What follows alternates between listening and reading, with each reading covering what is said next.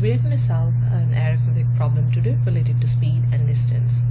So according to this problem statement, two racing cars A and B started simultaneously from opposite ends of an 800-year track.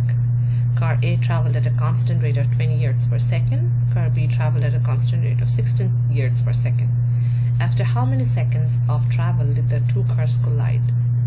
So the situation is such that there's a distance of 800 yards and two cars A and B are traveling in the direction of each other so that they will collide at some point. A is traveling at 20 yards per second and B is traveling at 16 yards per second. So since they're going to collide and they're moving simultaneously, we're going to take the combined velocity or speed as 20 plus 16, that is 36 yards per second. And we want to know that at which time they are going to collide.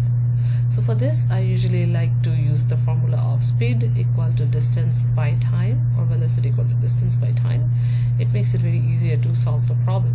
So since I have to find the time t, I'm going to replace it, and therefore we get the option as d by s, the distance by speed.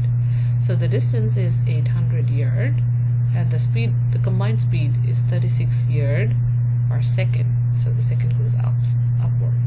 And here we get 22.2 seconds. So the answer would be D, 22.2 seconds. So you can easily use this formula and remember it.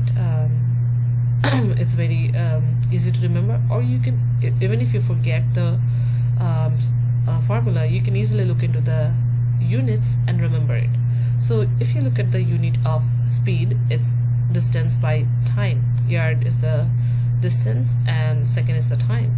So from there also you can easily deduct that yard per second. So from there you can easily remember that distance by time. So you can either remember the formula or you can look in the unit to deduce it.